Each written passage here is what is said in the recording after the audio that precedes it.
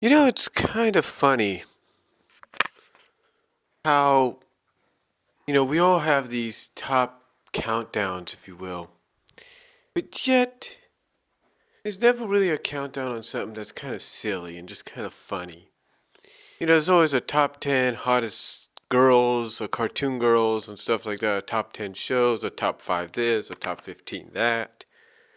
But there's something I've been thinking about. Now, visually, I probably won't be able to show you any pictures, but you could probably look them up yourself. And as crazy as this sounds, I'm going to give you a countdown. Right. I'm going to give you a countdown, crazy as it sounds, to the top 5 female meltdowns in animation. Top 5. So, here we go. Now, before anybody asks, what does this mean? Well, I think you'll kind of get the idea when I talk about it. So, let's start off. At number 5, we have the black and brown hen, if you will, from the 1944 Porky Pig short Swooner Crooner. Now, the reason this is number 5 for me is it was sort of an introductory, not just for someone like me, but for anybody that's a fan of this gag, if you will. Basically, the plot of the short is you have this Bing Cosby-like chicken swooning all the hens. And doing his second course, if you will, his second ballad, all the chickens are starting to faint and are starting to give these cartoony reactions. And one chicken, a brown and black chicken, gives the lustful melt reaction, as it's dubbed by TV tropes, and she melts into a puddle, into a black puddle, with only her little red mohawk, whatever it is, thing that chickens and hens have. And basically she's kind of like rippling a little bit around after she's melted. So that's because of that. Now, she does get revived when you have a Bob Hope-like chicken come up and try to compete with the Bing Cosby chicken. But yeah, that's the number 5 on this countdown. And I know you might be thinking, well, that's kind of crazy. That's kind of weird. Well, it's crazy and it's weird because it's something that initially I didn't even know existed until I saw it. And I'll tell you why later. Now, number 4, as crazy as this sounds, and even though this had to do with the plot, at number 4 we go with Mira Nova. Mira Nova from Disney's Buzz Lightyear cartoon. The episode basically deals with de-evolution. Basically, the characters from Buzz to Mira and Booster are all hit with a de-evolutionary ray and are basically devolved back to the primitive, basically de-evolved all the way back to what they had evolved from, what their species, their people had evolved from. And I'll tell you this, when I saw Mira get hit with this, I don't know what it is, but something told me that Disney was going to go in this direction. And they did. I said, okay, Buzz is back to has been de-evolved to the caveman, Booster to a dinosaur. I said, and I thought to myself, well, what could Mira be de-evolved to? And believe it or not, she was de-evolved into she was de-evolved basically into an amoeba, a bubbling puddle of water. Yeah, She melted. Basically, when it was her turn to de-evolve, she gets up, turns around a little bit, moans, and suddenly she just melts down into this bubbly puddle. And as soon as as soon as the rest of her back kind of melts down with her, that part, like the last bit of her back that's already turned liquid, pops, if you will. And now she's nothing more than a gooey liquid that actually, what's funny is when XR saw this, he picks up a piece of her with his finger and it's like, ew, and kind of waves it off. So basically she's melted down to a gooey, a liquid amoeba-like creature. Now she did get restored just like the others did, but yeah, that's number 4 because something told me that this was the kind of show that you have a character like Mira, and she's kind of like, she has these powers and all that. And to me, it's like, it does not surprise me they would go in that direction. And they did. They did. I mean, I'll be honest with you. I don't know if the episode was before this one or after. I think it was before, because when they did the crawling flesh episode, and her and Buzz were hit with this mutagen gas that basically melted them and fused them together, merged them together into one species temporarily.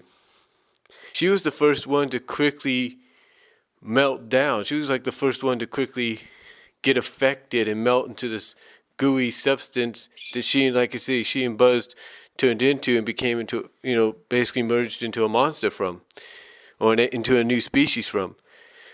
So it did not surprise me that Disney decided to go in that direction with her with the de-evolution episode. And if you want to look it up, Google it, YouTube it, you'll see exactly what I'm talking about. But that is why it's number 4, because to me, this is something that I did not expect out of Disney to do with one of their shows. So there you go. I know you're thinking, well, shouldn't you be putting someone else around there? Well, believe me, I've got a couple of ties. I do have a couple of ties. I really do. In fact, I'll give you one right here and now. We have a tie at number 3. Yeah. We have a tie at number 3. And that goes to Babs Bunny's Lustful Melt in It's a Wonderful Tiny Toon Christmas, and to Dot Warner's Lustful Melt in the Space Probe short in Animaniacs. And let me explain. You see, this wasn't the first time in Tiny Toons that Babs had done the Lustful Melt, or some kind of version of it. But this was part of a Christmas special. And usually you think that with Christmas specials or any kind of holiday special, they really wouldn't do this. Warner Brothers wouldn't go in this direction. But they did. And I was surprised by it. Basically what happens, the plot of this is, of course, it's a parody, a take on Frank Capra's It's a Wonderful Life.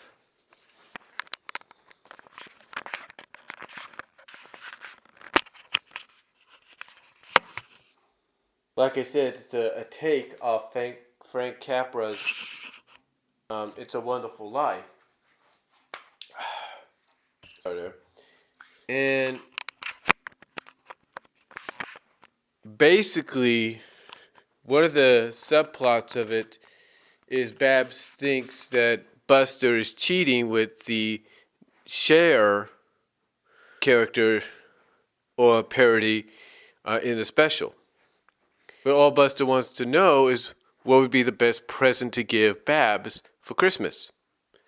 And basically the obvious answer is give her a kiss on the lips. Give her something you've never given her before, and it's a kiss on the lips, and that's what he did.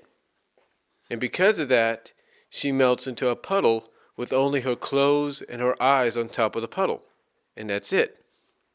So it's tied up at number 3 because, as far as I know, it was the only holiday special that had a female character melt into a puddle from, courtesy of the Lustful Melt gag. It was the only special, as far as I know, that did that. And as far as the reason for Dot being tied with her was because when you watch the Animaniacs through chronological order, Dot was actually the first female Animaniacs character to melt into a puddle, courtesy of the lustful melt gag. Basically what it is in Space Probe, long story short, her and her brothers are abducted by aliens, and a group of aliens take Dot over to this machine where it can read her thoughts and visually show them on a screen. So Dot sees this and then decides to come up with a picture of her on the shoulders of what looks like a muscle-bound Mel Gibson. And by seeing this, basically she gets hot. You can see the steam coming off her. And as she's getting hot, she basically melts down into a white puddle with only her ears laying flat on the puddle and her flower on top as well. And then the big old head thing that was reading her mind basically drops on top of her. Yeah, she does pop back to normal afterwards, after the aliens lift up the thing and go like, what, did we just melt this girl? Did us reading her mind just melt her or something? So, yeah, but she does pop back to normal. But that is the reason she's at number 3, along with Babs, because of the fact that she was the first in the Animaniacs show to do this. And, she was like I said, she was the first in the Animaniacs show to do this. And it was actually kind of funny how it was done, because think about it. You're an alien race. You're using your machines to read a mind like hers. And all of a sudden she does that, and you lift up the head thing of the machine thing. And what did our machine just do? So, yeah, tied at number 3 is Babs and Dot for that. And then we got another tie at number 2. And this again involves Babs, but it also involves Minerva. Yeah, it does involve Babs and it does involve Minerva. And here's why. At number 2, hold on for a second. Thought I heard my mom showing up. She's out with my sisters right now celebrating my niece's birthday. Well, my niece's birthday is until Sunday, but anyway. The reason Babs and Minerva are tied up at number 2 is because of this. Babs, even though she wasn't the first, well, technically she kind of was the first, because the Looney Beginning, yeah, that was kind of a first. He was the first. Buster was the first male in the show, but Babs was the first female. And it happened in one of the first episodes. In fact, I think it was, according to the DVD, it was like I think it was like episode 33 or something. I gotta look again. And it was basically in the episode Europe in 30 Minutes. Now, she's tied with Minerva, and I'll get to Minerva in a second, as to why Minerva is up here in a tie with Babs. Now, Babs, the reason she's kind of on a back-to-back deal on this countdown is because at number 2, in Europe in 30 Minutes, her melting gag, or lustful melt, or whatever you want to call it, was due to the fact that she had seen the royal couple. Now you got to remember at this time, back in the early 90s, Warner Brothers had no problem parodying real life people. In this case, Princess Diana and Prince Charles. So they never really had a problem with that. And then, of course, the tragedy happened 7 years later or something like that, 6 years later. And then, of course, because of that, they took the episode off the air for a while. But then it made a comeback on Cartoon Network about a few times. And then it's back on, of course, then it was basically released on DVD. Anyway, there's a scene after they finally arrive in Europe, because Plucky wins a trip for him and his friends to Europe, that they end up in Buckingham Palace, and as they hear somebody coming, they all hide. They all hide behind this armor or inside the armor. And when they see who it is, Babs follows after them, says a line about royalty. Well, she doesn't follow completely after them. She just follows a few steps behind, says something about royalty, and then just melts into a complete pink puddle. And this includes, in this meltdown, compared to the Christmas one, includes her melting completely, clothes and everything into a pink puddle.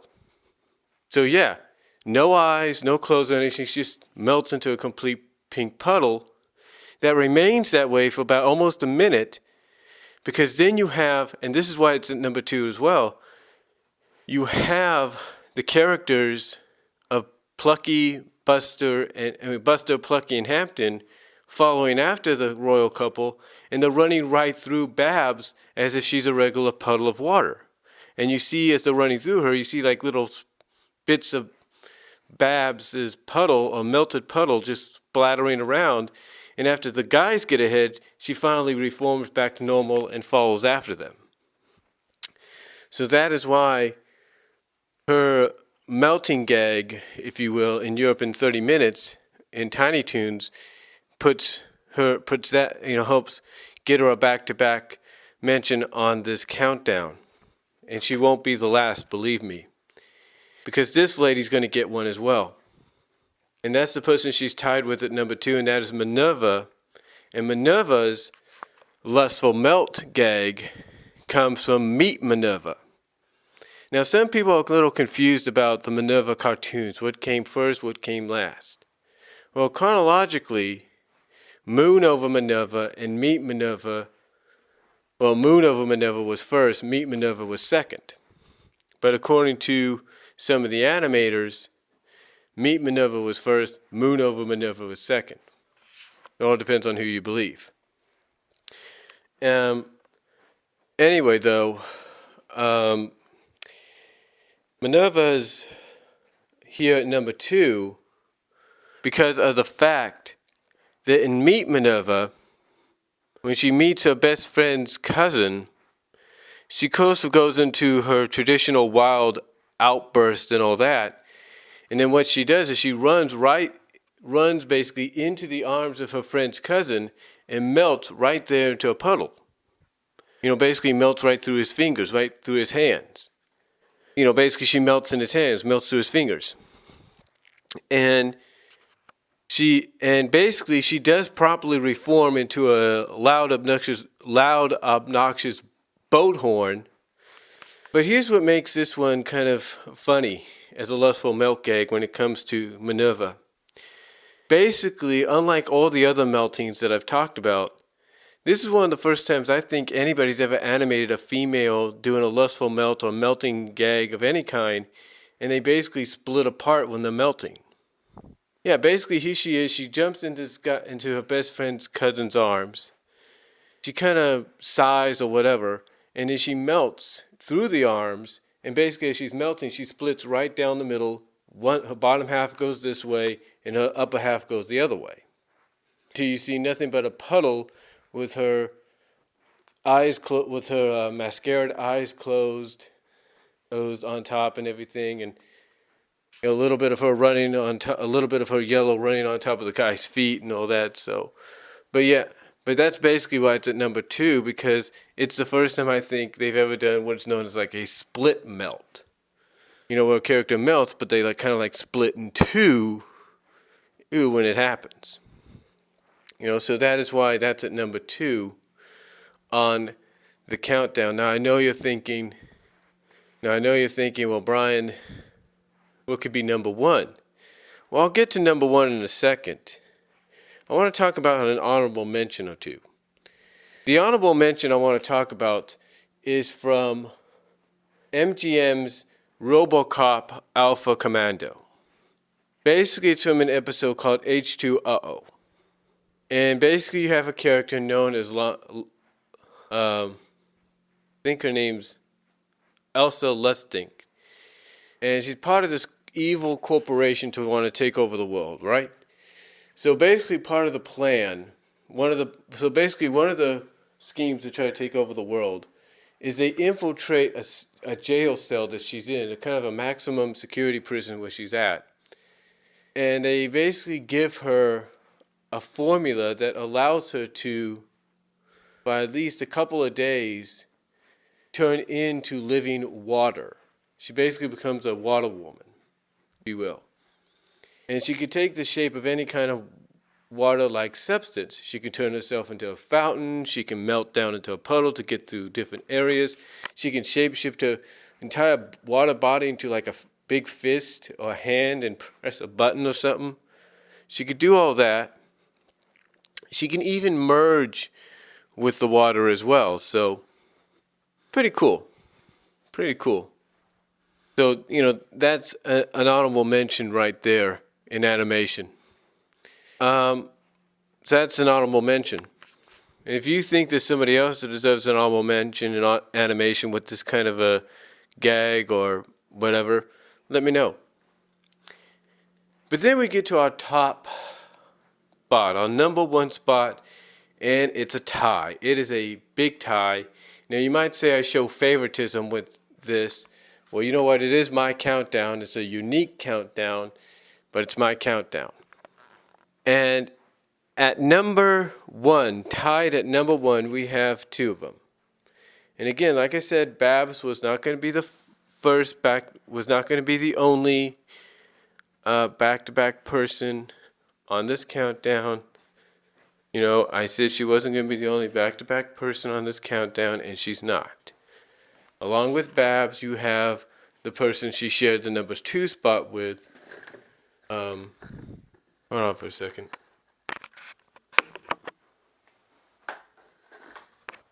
Sorry about that. I was just checking something there. But like I said, you have, tied at number one, you have the lady that shared the number two spot with her in a back-to-back thing, and that is, again, Minerva Mink. Minerva is here at number one, along with somebody else, and I'll get into that in a moment, because of Moon Over Minerva. Now, what was funny about Moon Over Minerva was not only was it her introductory episode to a lot of us fans, but in that one cartoon, she became very popular because of the way she was. She was very zany. She was kind of like a split personality.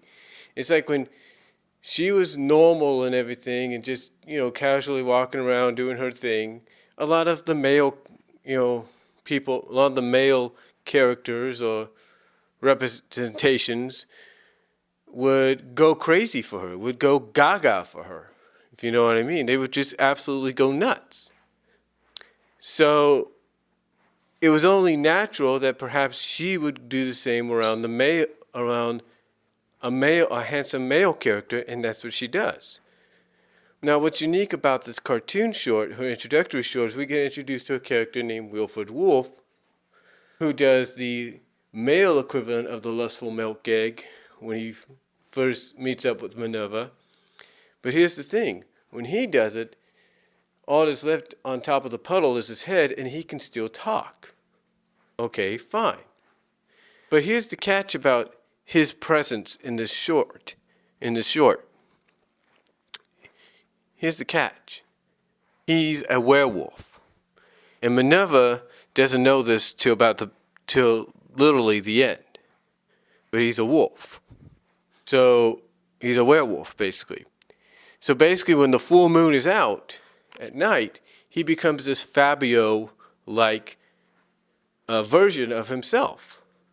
And when Minerva first sees him, just like some of the other female representations and characters do, she goes wacky and crazy. And this is why she's tied at number one. Because when she does her version of the lustful milk gag, she doesn't do what Wilford did, where she just melts down and her head's still sticking up and she can talk. No, she literally melts completely into a multicolored puddle that, as mentioned before, Wilford has to pick up like a wet towel.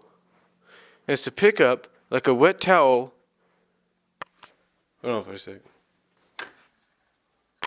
Okay, I was just checking something there, but like I said, that Wilford has to literally pick up like a wet towel and wring out like a wet towel. He literally picks her up after she's completely melted and basically wrings her out like a wet towel to get her back to normal.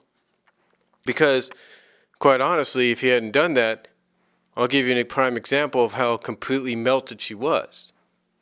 Wilford could have easily just, after she did that, Wilford could have easily walked away, gone and done a few things, maybe saw a movie, got something to eat, whatever, come back to where he was, and she would, or come back to the spot of where she melted, and she would still be there, a melted puddle. Yeah, like I said, he could go off for like 3 hours, go see a movie, get something to eat, come back, and she'd still be lying there, a completely melted puddle that, again, he would have to pick up and wring out like a wet towel, which he did immediately after she did that. So, yeah, she's at number one because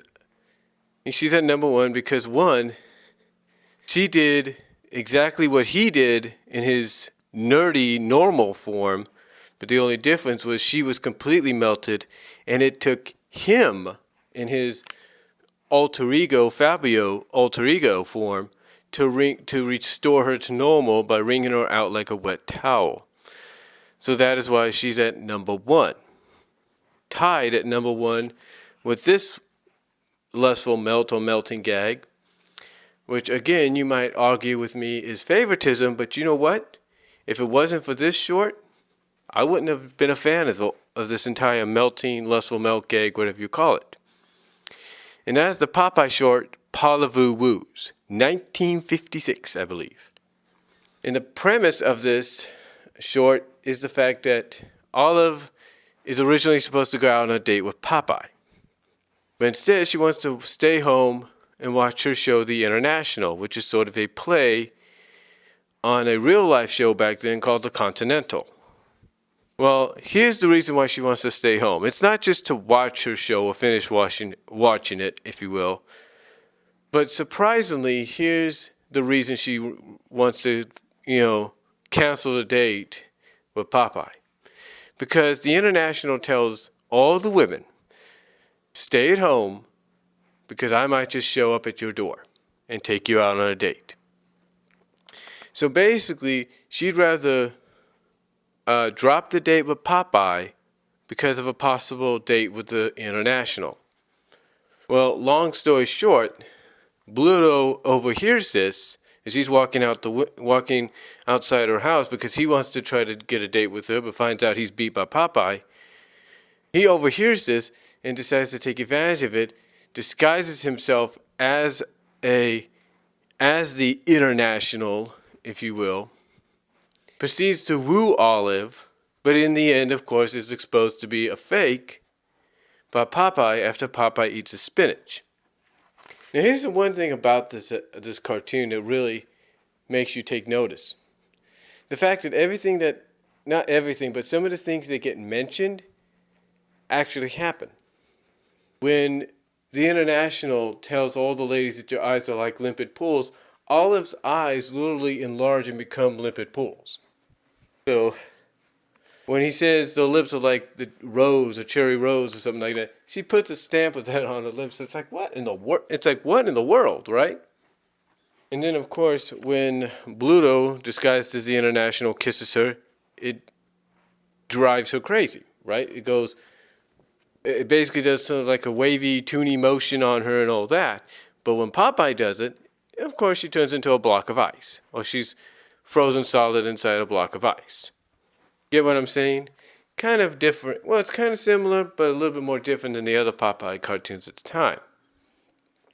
But getting back to what I was saying, basically in the end, Bluto is revealed to be a fake International thanks to Popeye, who beats him once again in a fight. And then, after Olive shows him some praise for being wonderful, if you will, Popeye eats another can of spinach, gets his own International like tuxedo, if not accent, kisses Olive on the hand. She turns all red, completely red.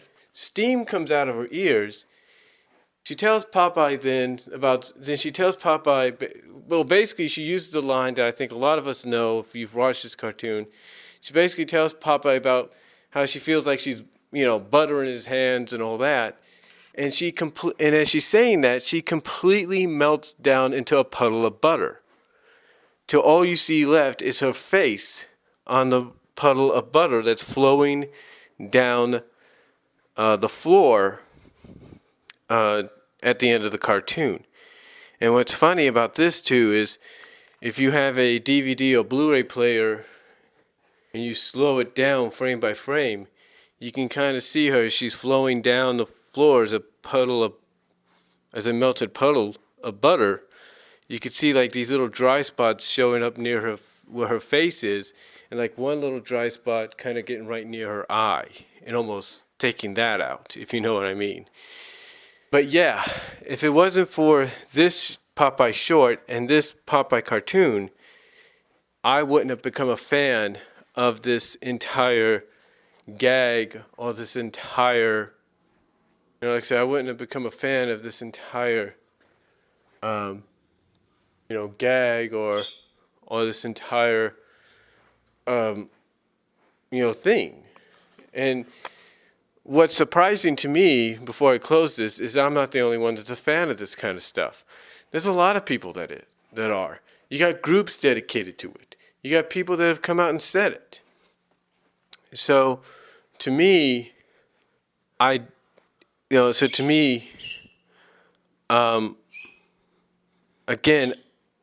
if it wasn't for this cartoon, this Popeye short, I wouldn't have become a fan of this kind of stuff. I wouldn't have. And that is why it's at number one, and it's tied at number one with the lustful milk gag of Minerva Minx from Minerva's, as I look at it, first cartoon on Animaniacs, Moon Over Minerva. So that is my top 5 female meltdowns. Female meltdowns in animation. Let me know what yours are, if you have any. Let me know if you agree with what I have with my countdown here. And do you think more should have been added? And if there are, let me know which ones you think should have been added, or what order you think you would have put the countdown in. Let me know down below.